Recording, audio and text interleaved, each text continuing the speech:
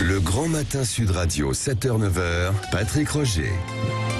Il est 7h12 après l'Alsace. Hier, Emmanuel Macron poursuit son tour de France, son retour sur le terrain. Le président de la République va être tout à l'heure ce matin à Ganges, comme Sud Radio d'ailleurs. On vous en reparlera. Il va visiter le collège de la commune et parlera éducation et ruralité, accompagné notamment de deux ministres, dont Pap Ndiaye, le ministre de l'Éducation nationale. Nous sommes avec Michel Fratissier, qui est le maire de Ganges. Rebonjour à vous. Quand est-ce que vous, Michel Fratissier, quand est-ce que vous avez été contacté pour la venue du président? Il y a 2-3 jours. Hein. Il y a 2-3 jours. Il y a 2 jours, oui. Bon. Tout à fait. Et comment se passent dans ces conditions les discussions avec le cabinet du président de la République? Alors, ça ne se passe pas du tout avec le cabinet du président de la République, ça se passe avec la préfecture. Avec la le cabinet de la préfecture, oui. Oui, tout à fait en direct. Qui est le relais, bien sûr. Pourquoi Ganges, dans l'Hérault, et vous allez nous parler de votre commune, a été choisi selon vous? Alors, la ministre, Madame Miralles, devait venir il y a à peu près un mois, justement, pour la question du collège et des projets qui ont été menés dans le collège et qui ont été récompensés au niveau national sur l'histoire et la mémoire et le développement durable. Oui. Et donc, je pense que Madame Miralles a fait son travail de ministre, c'est-à-dire relayer l'info auprès du président de la République. Et comme c'est pour lui une des priorités à mener désormais, eh bien, je pense que le lien s'est fait et il vient à Ganges pour cette raison-là. Oui, c'est ça. Donc, il va évoquer les questions d'éducation. C'est prévu de rencontrer des enseignants, des parents, des enfants. Ce qui est prévu, c'est de rencontrer les enseignants qui ont mené ces projets éducatifs.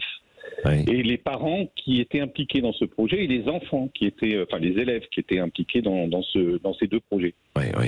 Bon, est-ce que parlez-nous de Ganges et puis de l'attente à Ganges. Et je sais, parce que j'ai vu hier, on a notre équipe sur place autour de Jean-Jacques Bourdin, qui a un petit peu d'affiches un peu partout de collées en fait dans la région pour dire allons accueillir comme il se doit entre guillemets. Il va être accueilli, oui. Bah oui, le président de la République. Il y a une colère aussi qui ça gronde.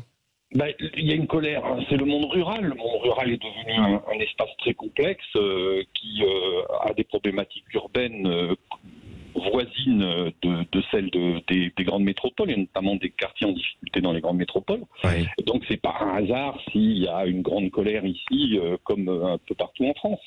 Oui. Vous savez, ici, il y a des seuils de pauvreté qui sont dramatiques, il y a des familles monoparentales en grande difficulté, il y a des phénomènes d'insécurité comme partout avec des trafics de drogue. Ouais. Alors tout n'est pas noir, évidemment, parce qu'on essaye de faire en sorte que les choses avancent et que se développent. Et on est quand même aidé par le département, par la région et par l'État aussi. Mais effectivement, il va être, entre guillemets, accueilli par une manifestation certainement assez importante. Oui, avec toujours la réforme des retraites qui ne passe pas, quoi. On l'a vu hier en Alsace, Michel Fratissier. Certainement qu'il va entendre ce qu'il a déjà entendu depuis quelques semaines ou quelques mois et ce qu'il a entendu hier en direct auprès de la population. Ouais. Bon, moi, ce que je souhaite quand même, c'est qu'il entende le travail au quotidien des enseignants. C'est un métier difficile, c'est un métier peu rémunéré, peu attractif aujourd'hui, où on est rarement remercié de ce qu'on fait sur le terrain.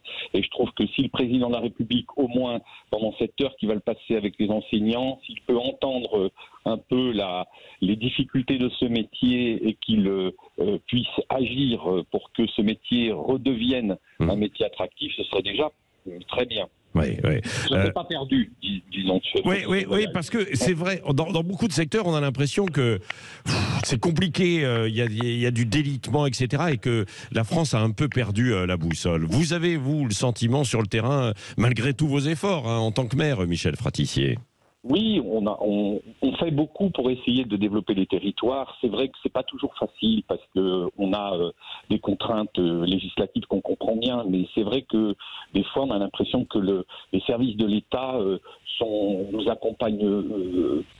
Disons pas peu, mais mettre en avant plutôt les contraintes que les choses qui pourraient faciliter le travail. Dans quel secteur? Est-ce que vous avez quelques exemples à nous donner? C'est très simple. Par exemple, on est en train de réhabiliter complètement le centre ancien sur un projet de plus de 6 millions d'euros. Ouais. J'ai été bloqué, alors on peut comprendre les contraintes environnementales, mais j'ai été bloqué pendant plusieurs mois par 14 nids d'hirondelles.